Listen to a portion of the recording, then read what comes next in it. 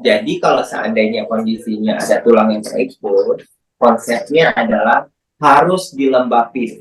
Jadi kenapa sih konsep lembab itu dipakaikan di kondisi luka? Karena untuk membuat si jaringannya tadi itu nggak mati.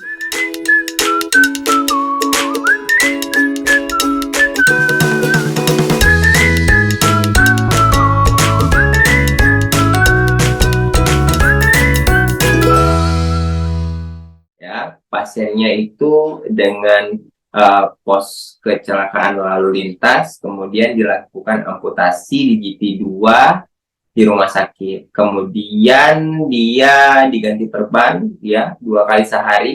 Jadi luar biasa ya. Direndam sama risol lagi. Nah, ini baru aja merah. Oke, jadi ini kalau kita ngelihat Pak Abdul ya, Pak Abdul ya, ini Pak Reza, ini kasus Pak Reza. Oke, jadi Pak Abdul kan? Kasus Pak Abdul kan? Iya Pak. Nah, betul.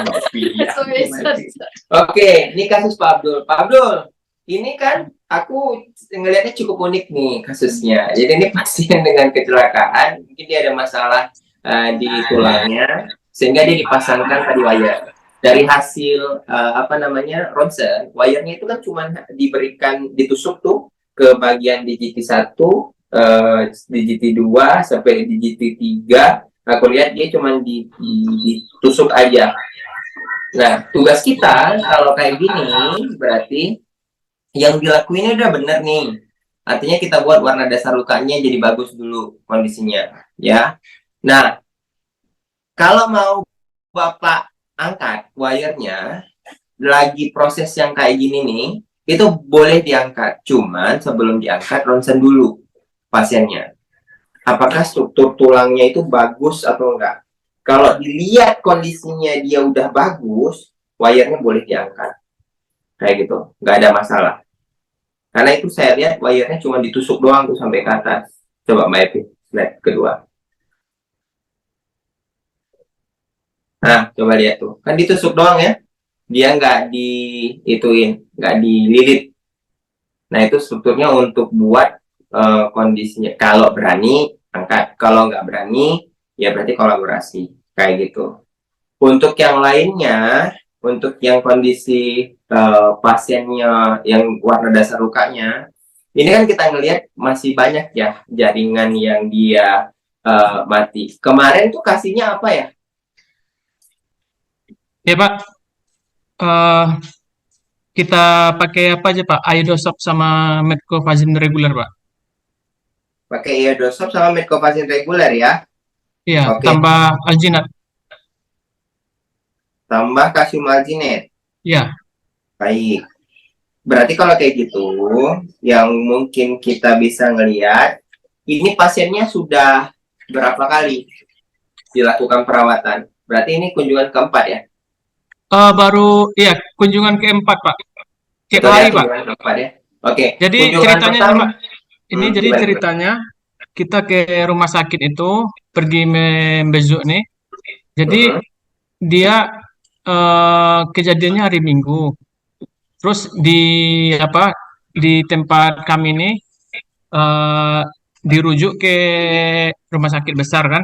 Ternyata di dalamnya masih tinggal itu ada baut itu. Jadi operasinya sampai baru besok paginya. Akhirnya udah infeksi. Jadi naik turun demamnya.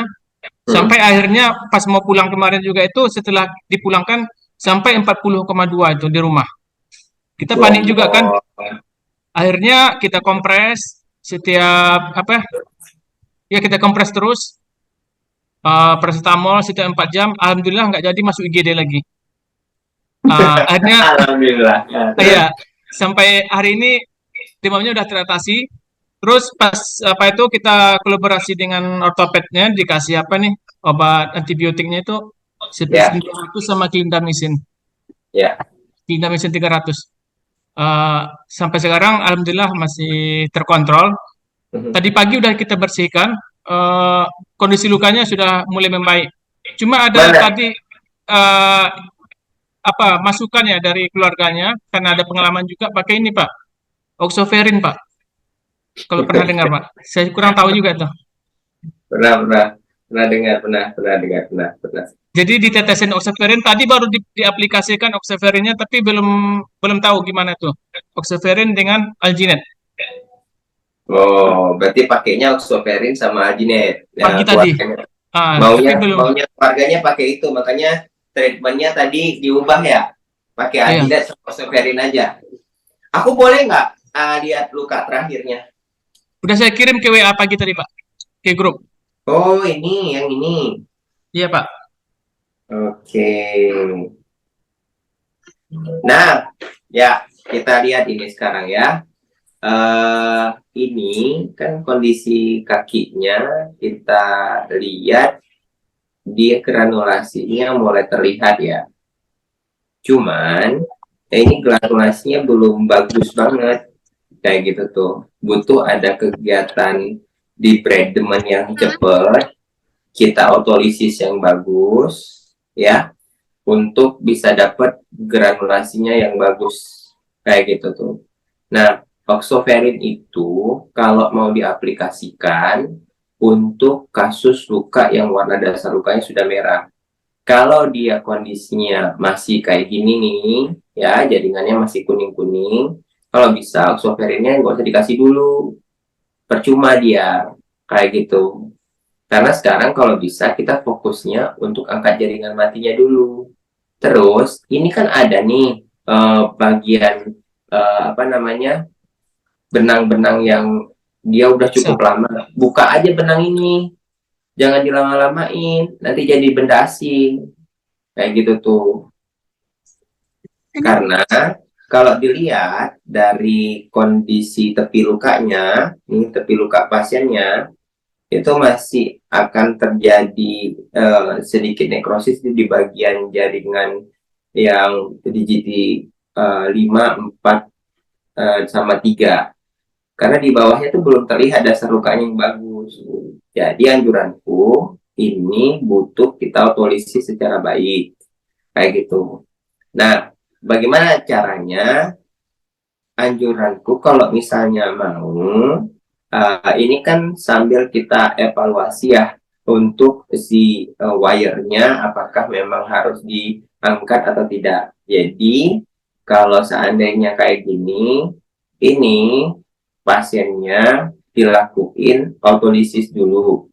Yang banyak salah satunya adalah yang banyak dipakai sama kita biasanya autolisis yang kayak gini itu boleh pakai metcophazinnya ya, metcophamine tapi dicampur dengan antimikrobial karena saya lihat ini jaringannya biofilmnya masih banyak, kemudian masih ada potensi jaringan mati yang terjadi.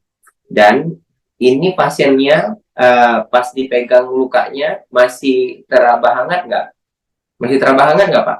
Masih udah apa Pak? Udah nggak hangat Pak? Biasa aja Pak? Udah nggak, berarti udah nggak ada teraba hangat ya? Enggak. Nah, ya udah berarti kalau kayak gitu kita fokusnya bagaimana caranya si jaringan matinya yang ada bakteri ini ya itu bisa terangkat semuanya dengan cara autolisis tadi. Nah, autolisisnya kita boleh mix pakai di sana ada apa antimikrobialnya? Aidosok Pak. Pakai Aidosok. Gini, ini kan udah berapa lama pakai Aidosok? Dari awal Pak, dari hari pertama kemarin, hari Ya, udah Senin. 4 hari ya. Ya. Udah 4 hari ya. Belum 4 hari dong. Baru 3 kali ya. Baru 3 Iya, kali Pak. pemberian. Tadi kan diganti. Benar ya? Iya Pak. Ya. Oke, jadi kalau bisa yang kayak gini ini bentuknya itu percepatin dengan cara di autolisis. Jadi boleh pakai metcophazinnya dulu semuanya yang reguler. Terus atasnya boleh dipakein kasar. Tapi kalau misalnya seandainya kasar terlampu basah, boleh dipakaikan foam. Atau tadi boleh pakai kalsium alginate. Kayak gitu tuh. Untuk bisa dirimu cepet nih, ngangkat bagian-bagian yang jaringan mati nih. Kayak gitu tuh. Karena kalau seandainya dia dilakuin perawatan luka bukan dengan konsep MOIS, nanti takutnya jaringan ini dia nggak bersih semuanya, tapi granulasinya mulai lama mulai numbuh. Jadi contohnya kayak gini nih. Ini kan percis nih kayak gini nih, ya percis banget nih kayak gini. Yang nggak percisnya cuma ininya aja nih, hilang. Ini dia udah hilang, Bapak Ibu. Kalau kita lihat. Nah, jadi granulasi itu kalau seandainya dia nggak cepat-cepat kita bersihin, dia itu kondisinya akan menutup cepat-cepat rongga. Nah, di dalam rongga itu terkadang ada jaringan mati. Kayak gitu tuh. Nah, harusnya jaringan mati itu kan kita buang cepat-cepat, kita bersihkan dia. Nah, tapi masalahnya nih gara-gara granulasi udah tumbuh, terkadang dia bisa menutupi. Jadi contohnya, kalau dia kondisinya ada ini nih, ada bagian sini nih, ya, yang misalnya dia masih belum terbuka kan biasanya bagian itu ada underminingnya di bawah-bawahnya. Nah, kalau kita nggak lakukan otolisis, bagian yang di dalam sana itu nggak cepat bersih. Kenapa saya bilang kayak gitu? Karena dasar luka yang Bapak itu belum terlihat. Masih ada jaringan kuning-kuning di bawahnya semuanya. Nah, jadi tekniknya adalah kita lakuin otolisis nih semuanya di bagian sampai ke bawah-bawah sana, sambil Bapak ngebersihin dengan teknik debridement. Kemudian pakainya itu boleh, oke, ini boleh pakai kita metcopazin. Tekniknya nanti dicampur aja kadexomer iodinnya sama metcopazin. Udah pernah nyampurin kadexomer iodin sama metcopazin belum? Sudah, Pak. Udah. Karena ditabur dulu idosop baru Makopazin. Jangan gitu. Tekniknya Oh, dicampur ya. Jadi kalau kita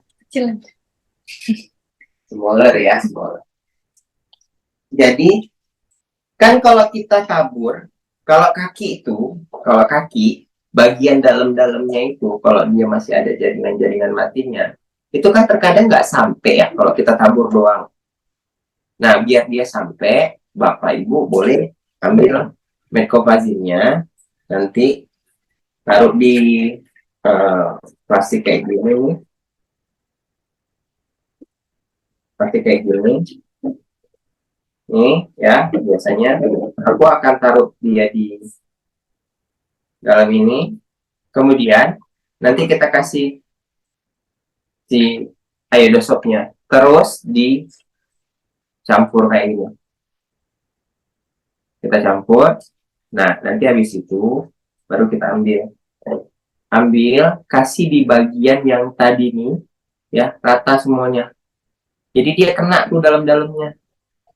Sehingga dalam-dalamnya nanti pas mau kita lakuin otolisis itu sempurna terjadinya. Biar dia kondisinya tidak lama.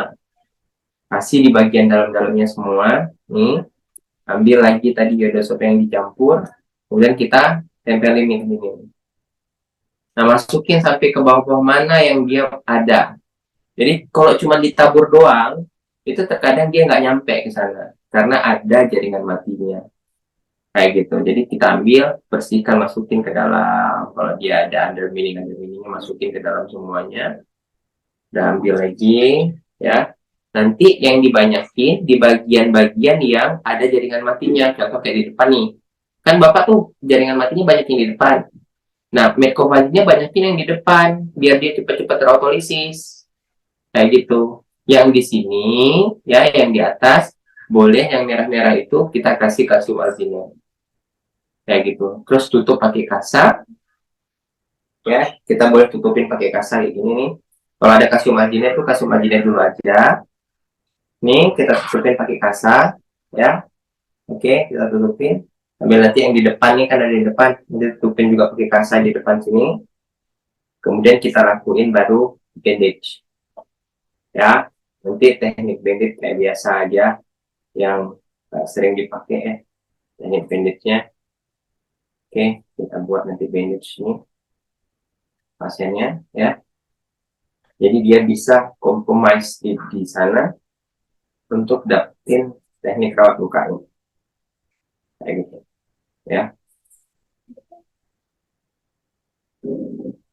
Nah, boleh ditutupin kayak gini. Terserah mau bandit pakai apa. Ini kebetulan aku pakainya elastis bandit ya, yang dia bentuknya dari eh, campuran antara kapas dengan apa nih, stitching. Kayak gini lah bentuknya. Dengan bandit dia modelnya gini. Jadi kalau dipakai itu halus banget. Nah, tutup. Teknik nih. Ya, kita tutup sampai habis. Bandit nih. Panjang pula ya nih ya.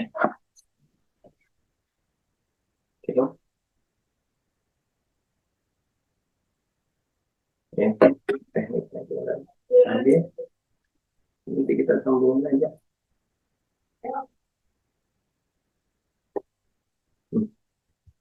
Boleh kayak gini dilakukan ya, untuk pasien. Jadi dia yang di mix tadi itu, dia yang pertama nggak jatuh kemana-mana, kemudian dia nempel nih ke metcovazinnya. Kemana metcovazinnya meleleh, di situ ada iodosopnya semuanya. Sehingga iodosopnya nanti begitu kena air, dia nggak ngikut air karena dia nempel nih di metcovazinnya. Ingat loh, sifat metcovazin ini kan ointment, jadi nggak bakalan bercampur dengan air. Nah, sehingga kemanapun kita tempelin tadi metcovazin, nggak langsung hilang gara-gara cairan luka. Sehingga dia tetap staging di sana, dibantu absorber kalau ada cairan yang lewat, itu sama si kalsium albinat atau si foam. Sudah di-bandit, gitu. Jadi dia untuk otolisisnya bisa lebih cepat. Gitu, Pak. Kalau saya lihat dari kasus Bapak, untuk dapat warna dasar lukanya jadi merah cepat. Itu biasanya teknik-teknik ini itu kita gunain agar si cairan luka itu nggak membuat misalnya kadexomer iodine itu langsung ke bawah. Karena dia kalau kena cairan luka itu kan kedorong ya. Kemana gravitasi orang jalan, dia akan ngikut nanti ke situ doang numpuk semua si kadexomer iodine-nya. Tapi kalau udah kita kasih nih, dia dengan si metcovazin digabung tadi, itu dia akan stay di sana secara baik.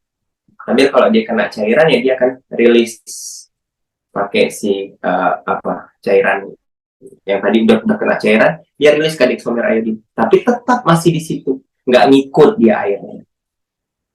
Gitu tuh Pak, teknik mau pakainya untuk bisa mempercepat kita angkat jaringan mati sama cepat-cepat kita bunuh bakteri di hutan. Satu lagi mau tanya Pak, Gitu. untuk benang yang masih di situ Pak, yang belum diangkat itu kan baru hari ke-8 nih Pak. Yang biru Yang mana? itu Pak. Yang mana? Oh, benang.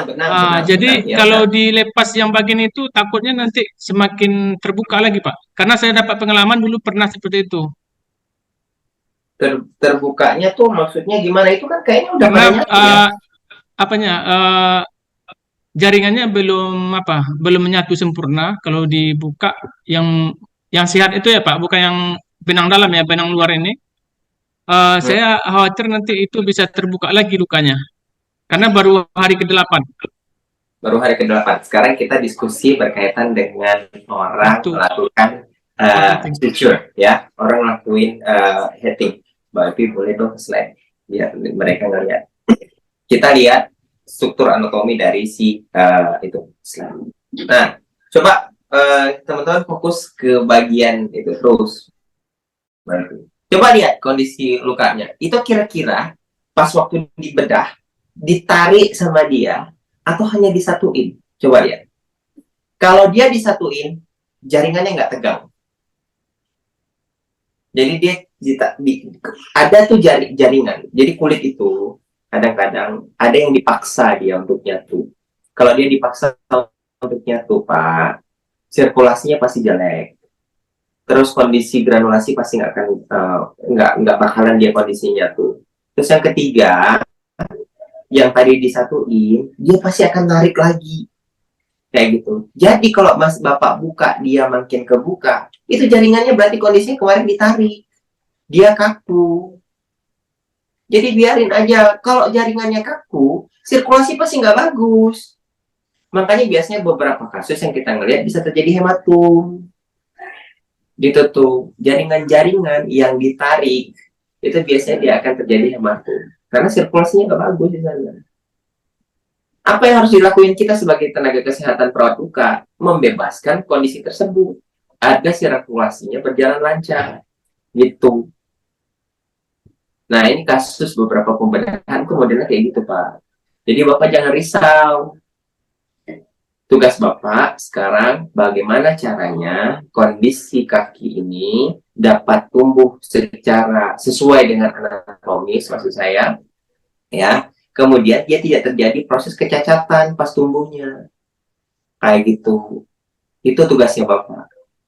Jadi kalau dia kondisinya kebuka banget, Bapak cek bagian yang tepinya ini, ya, dia tuh tegang atau enggak. Kalau dia tegang, Bapak buka, itu kondisi pasti akan ketarik. Kayak gitu. Daripada nanti pasiennya udah sembuh, terus terjadi kontraktur, susah untuk ngangkat kaki, gimana? Lebih bagus kita buka biar dia terbebas, sirkulasinya bagus, pasiennya nggak ngerasa nyeri. Karena beberapa kasus pasien-pasien yang kondisinya dengan luka akut, kalau tidak dilakukan perawatan secara baik, juga dia akan muncul rasa sakit, nyeri, ketarik-tarik. Biasanya mereka ngerasain kayak gitu tuh di bagian-bagian luka yang kondisinya sudah di-heating. Gitu, Pak. Saran dari saya. Jadi kita ngelihat juga tuh, kan ada perlakuan kita, ada perlakuan dokter. Kita juga harus tahu bagaimana sih perlakuan dokter terhadap si lukanya.